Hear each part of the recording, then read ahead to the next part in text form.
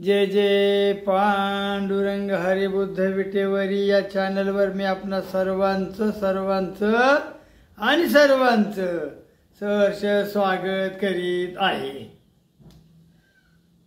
बंधुनो, बुद्ध कृपेने आणि भगवान पांडुरंगाच्या कृपेने आपणा सर्वांना सुख समृद्धी आरोग्य लाभो अशी मी विनंती प्रभू पांडुरंगाजवळ करीत आहे, भगवान बुद्धाजवळ करीत आहे। असो, कारण हळूहळू का होईना आणि माझी प्रकृती पूर्व पदावर येत आहे।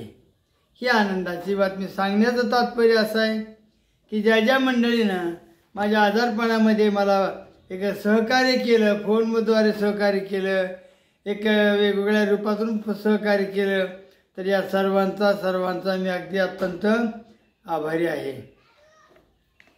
परंतु आमचे आदरणीय एकनाथ महाराज भांबळे यांचंही चॅनल सुंदर आहे चॅनल, आणि चॅनल तुम्ही पाहत जा बरं का। एकनाथ महाराज भांबळे, जिंतूर जिल्हा परभणी। आता जिंतूरचा जिल्हा मला वाटतं परभणी आमच्या काळात होता, आता नाही असं म्हणतात लोक। असो, तर एकनाथ महाराज आपण मला माईक देणार होता, त्याचं काय झालं? कारण तुम्हाला एक दोन वेळा फोन लावला तरी फोन काय लागला नाही, आणि तुम्ही मला माईक देतो असं गेल्या महिन्यामध्ये आश्वासन दिलं होतं। तुम्ही सांगितलं होतं की बाबा तुम्हाला माईक नसल्यामुळं फार मोठ्याने बोलावं लागतं, आणि ही माझी अडचण लक्षात घेऊन आपण मला माईक देण्याचं कबूल केलं होतं। ते नसतं का माईक अशी तर लावते ती, आणि मग आपला आवाज त्या माईकवर जातो, त्या माईकमधनं पुढं ह्या मोबाईलमध्ये जातो। तर आम्हाला हे काही नाही बाबा असलं, त्याच्यामुळे आम्हाला गळा तोडून ओरडू बोलावं लागतं। आणि माझी तुम्हाला जाई आली म्हणून तुम्ही मला म्हणालात की बाबाजी तुम्हाला माईक देतो, पण महिना झाला एकनाथ महाराज भांबळे आपण माईक पाठवला नाही। कृपया पाठवा, मी वाट पाहत आहे। कारण अशा गोष्टी घेण्याची माझी ऐपत नाही, हे सगळ्यांनाच माहिती आहे। तर असो, त्याचप्रमाणे आदरणीय UP इंगोले सर यवतमाळ यांनी काही धम्मदानाच्या स्वरूपामध्ये माझ्या औषधाच्या उपचारासाठी मला काही धम्मदान दिलं, त्याच्याबद्दलही मी बोलत आहे। आणि विशेष म्हणजे आदरणीय UP इंगोले सर असू द्यात किंवा आदरणीय भंते आनंदजी नवनाथ नवी दिल्ली यांनी ज्या संतांच्या अभंगामध्ये बुद्धत्वाचा चमत्कार साक्षात्कार नाव उल्लेख आलेला आहे असे अभंगाची मागणी मला केली, आणि त्या मोबदल्यात मला आदरणीय UP इंगोले सर यवतमाळ यांनी धम्मदानी दिलं। त्यात म्हणजे माझ्या गोळ्यांचा खर्चही मी घेतला, आणि साहेबांनी मला 1000 रुपये, आणि माझ्या स्वतःच्या प्रकृतीसाठी मला 2000 रुपये त्यांनी मला आपलं धम्मदान दिलं। त्यांना आता झेरॉक्सच्या प्रती पाठवायच्यात, झेरॉक्सच्या प्रती। मग मी काय केलं, आता नवीन तर नाही, मग मी माझ्या ग्रंथातील पाने फाडले इकडे सर असे बघा, ही पाने फाडलीत, पाने असे वेगवेगळी पाने हे असे, आणि ह्या पानांचे जरा तुम्हाला पाठवायचे त्या हे पानं, हे पानं लांब आहेत, आणि ह्याला खर्चही जास्त येतो। काय खर्च असेल ती तुम्ही आता मला 3000 रुपये दिलेले आहेतच, तर त्याच्यामधून तुमचा मी खर्च करीन। काय उरलं सुरलं तर माझ्या गोळ्यांसाठी मी धरीन, नाहीतर तुमचे 3000 रुपयाची तुम्हाला मी हिशोब देईन।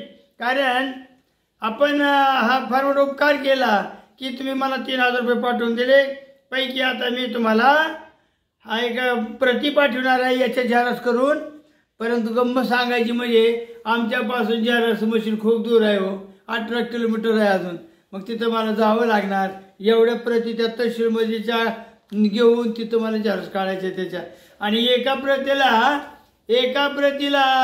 मला वाटतं भाव वाढलेत, आता 5-10 रुपये सांगितलेले आहेत। तर ह्या हिशोबानं नंतर तुम्हाला सांगेन बरं, दुसरी गोष्ट अशी की बऱ्याच मंडळींनी म्हणा अशा पद्धतीचं एक झारस प्रती पाठवा सांगितलं. त्यांना विनंती करतो की हे केवळ अभंगाचेच प्रती आहेत. माझ्याकडं बुद्धत्वाच्या साक्षात्काराच्या भरपूर आणि मोठमोठे ग्रंथ आहेत. त्या ग्रंथातील पानं फाडणे आणि ते कारण एवढे मोठा ग्रंथ त्या झेरॉक्सच्या मशीनमध्ये बसत नाही, म्हणून मला तिथनं परत पाठवलं त्या झेरॉक्स मशीनवाल्यानं गेल्या आठवड्यात इंगळे सर. मग मी परत आलो, एक एक एक एक एक एक एक एक पान फाडलं, हे एक एक एक पान फाडलं आणि ह्याच्या आता झेरॉक्स बनवायच्यात. एका कापीला 30 रुपये, एका कापीला 20 रुपये सांगितले त्यानं, आणि लाईट गेली तर 30 रुपये सांगितले. मी तसं करणार नाही. ज्यावेळेस लाईट असेल त्याचवेळी बाबा छाप मारणार आहे, भले अजून 8 दिवस राहू दे. तसंच आणखी मोठमोठे ग्रंथ आहेत माझ्याकडं की जे फार मौलिक माहिती आहे माझ्याकडं. मी असं तसं नाही, फार मौलिक माहिती आहे या ग्रंथांमध्ये. अत्यंत मोठमोठे ग्रंथ आहेत. अहो काय सांगायचं, 2.5 किलोचा एक ग्रंथ आहे माझ्याकडं. ज्यावेळी नोकरी काळात होतो ना मी, त्यावेळी असेच पैसे साठवून मी घेत होतो आणि प्रत्येक महिन्याच्या पगारीला एक ग्रंथ घेईन ही माझी जिद्द होती. आज माझ्याकडे ग्रंथसाठा भरपूर आहे. सांगायचं तात्पर्य त्याच्यातूनही तुम्हाला बुद्ध शोधून द्यायचं आहे. ते वाचन, हे वाष्ट वाचन वाष्ट, आणि त्याच्या पानांच्या झेरॉक्स काढून तुम्हाला पाठवायच्यात. इंगळे सर, लक्षात आलं का, इंगोळे सर. तर हे काम जिकरीचंच आहे, कारण ग्रंथही फाडायचा आहे, झेरॉक्स काढायचे, पुन्हा ते पानं जोडायचे त्याला अजून डिंक वगैरे आणून, कारण मला ग्रंथाची जपणूक तर करावं लागणार आहे. एवढे मोठे मोला महागाचे ग्रंथ आहेत, मी फाडलेले आहेत ग्रंथ सगळे आणि फाडतोय अजून सुद्धा. तर बाबांनो, ज्याला केवळ वारकरी संप्रदायाच्या संतांचेच अभंग पाहिजेत अशी 100 पानं माझ्याकडे उपलब्ध आहेत. 100 कशी जास्त आहेत, पण मी 100च अभंग पाठवणार आहे. आणि एक पान जर तुम्ही 20 रुपये धरलं तर तुम्हाला 2000 रुपये खर्च येणार आहे, मी सांगतो. कारण याच्यातून मी निवडून काढलेले आहेत. नाही तर तुम्ही ग्रंथ विकत घ्या. पंढरपूरला मोठमोठे ग्रंथ आहेत आणि स्वस्त किमतीत आहेत. गीता प्रेसचा ग्रंथ अगदी स्वस्त आहे, परंतु झेरॉक्समुळं याचा खर्च वाढतोय. तुम्ही असं घेण्यापेक्षा तुम्ही ग्रंथ जर विकत घेते, पण पुन्हा विचारताय मला आणखी की कुठले मग अभंग एवढा मोठा. आता आमच्या इंगोले सरांनी विचारलं मला, एवढे मोठे ग्रंथ मी कधी चालत बसू, कारण त्यांना पुस्तक काढायचे बुद्धावर. भगवान बुद्ध, पंढरपूरचा पांडुरंग कोण हे त्यांनी पुस्तक काढलेलं लिहायला. त्याच्या माझ्याकडे त्यांनी प्रत पाठवलेली आहे एक तपासणीसाठी किंवा माझा अभिप्राय घेण्यासाठी. आणि त्यांनी एवढं सांगितलं की मला संतांच्या अभंगाची जरुरी आहे आणि मला संतांचे अभंग पाठवा. त्यावेळी मी सांगितलं, सर याला खर्च आहे, कारण ग्रंथ फाडायचे, त्याचे झेरॉक्स काढायचे, तुम्हाला पाठवायचे, आणि ते पुन्हा पानं माझी जुळली तर जुळली, आता मला ग्रंथ वाया जातो. तर सरांनी मला 3000 रुपये पाठवले. आता सरांचं हे काम मी पुढल्या आठवड्यात करणार आहे, कारण त्याच्यासाठी मला किलोमीटर 18 जावं लागते.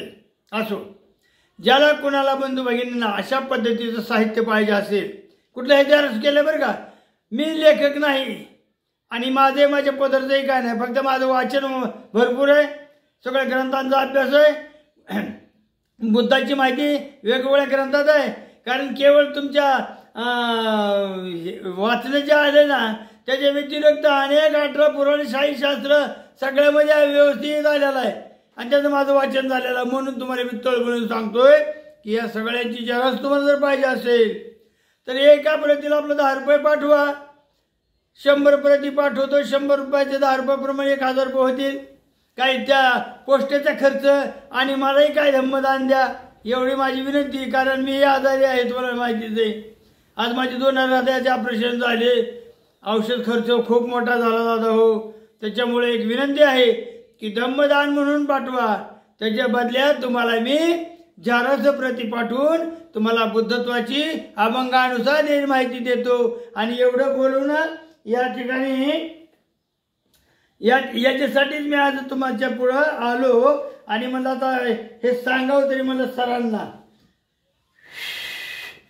तर असं तर एक 4 शब्दातच मी आटपणार आहे, का 9 मिनिट ह्याच्यात गेले तर चालतील. प्रश्न असा की सगळीच मंदिरं विहार कशी, सगळीच मंदिरं विहार कशी. जिथं जिथं मंदिरामध्ये तुम्हाला बुद्धच कसा दिसतो, जे मंदिर तुम्हाला विहारच का दिसतं, त्याचं कारण आहे. त्याचं कारण एवढं आहे की जर फास्ट बोलतो, वेळ संपत आलाय. जसं स्त्रीच्या अंगावर किलोभर जरी सोनं असलं तरी तिला कुंकवाची सर नाही, तिला सुवासिन म्हटलं जात नाही. तिने भले वल्कलं जरी अंगावर असेल पण तिच्या कपाळाला जर कुंकू असेल, गळ्यामध्ये जर म्हणजे मंगळसूत्र आणि पायामध्ये जर जोडवा असतील तर तिला सुवासिन म्हटलं जातं. तिला किंमत आहे, तिला किंमत आहे. पण कुंकवा वाचून जर कपाळ फिका असेल आणि तिनं किलोभर जरी सोनं घातलेलं अंगावर असेल तर ती सुवासिन होऊ शकत नाही. तसं प्रत्येक मंदिरावर सम्राट अशोकांपासून ते सातवाहन काळापर्यंत जेवढी मंदिरं विहार निर्माण झाली त्याच्यावर बुद्धत्वाचा शिक्का मारलेला आहे. म्हणून प्रत्येक मंदिरावर तुम्हाला, शिखरावर तुम्हाला बुद्धाची मूर्ती दिसेल. हे जे मला लिहून पाठवलं माझ्या परळीच्या एका माणसाने लिहून पाठवलं मला, कारण मी परळीला 3 वर्ष सर्व्हिस केलेली आहे थर्मल पॉवर स्टेशनमध्ये. तर त्या माणसाने मला फोन सांगितलं आणि म्हणले आपल्या वैजनाथाच्या कळसावर भगवान बुद्ध आहेत. तर म्हणलं हो, कळसावर भगवान बुद्ध आहेत, जिथं जिथं तुम्हाला भगवान बुद्ध दिसतील. मूर्त्या जरी तुम्हाला असल्या तरी मूर्तीच्या खांद्याच्या बाजूला, डोक्याच्या बाजूला किंवा कळसाच्या बाजूला तुम्हाला फक्त भगवान बुद्ध दिसणार आहेत.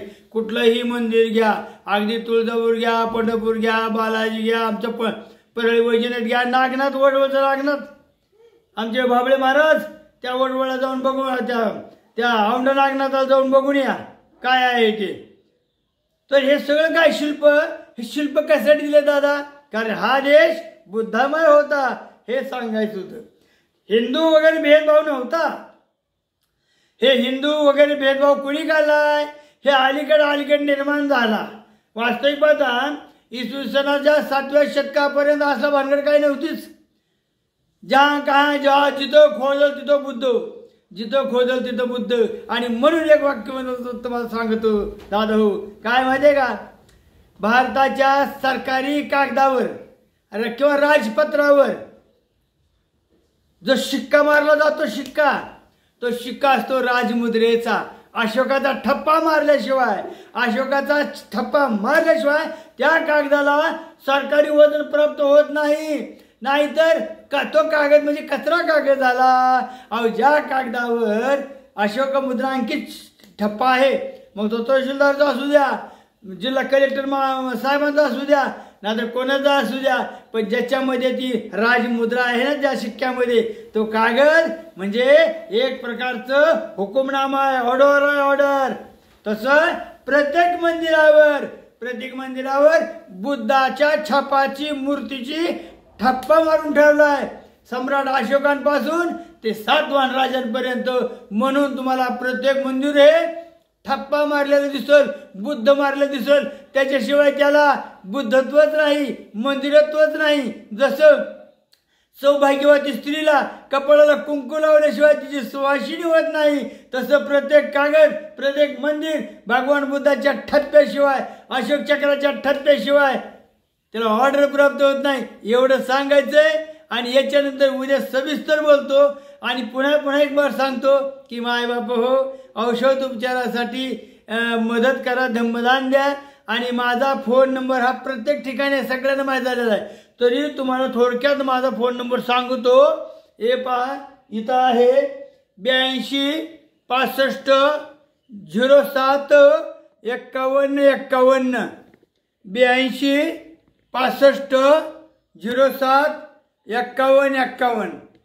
82 65 07 51 51 अशा पद्धतीचा माझा फोन पे नंबर आहे. आणि माझ्या खूप लोकांकडे माझे फोन नंबर आहेत. त्या फोन पेवरून कृपया माझ्या औषधोपचारासाठी मला धम्मदान द्या. ज्यांना कुणाला पांडुरंगाच्या संदर्भामध्ये अभंगाच्या प्रती पाहिजेत, जिथं बुद्धत्वाचं दर्शन घेतलंय, तर अशा प्रतीसुद्धा मी पाठवीन तुम्हाला. त्याचे झेरॉक्स खर्च, त्याचा पोस्टेज खर्च हे एवढं मात्र तुम्हाला द्यावं लागेल. एवढं माझी एक विनंतीपूर्वक तुम्हाला सांगतो. आणि या ठिकाणी मी थांबतो. जय जय पांडुरंग हरी, जय जय पांडुरंग हरी, जय जय पांडुरंग हरी.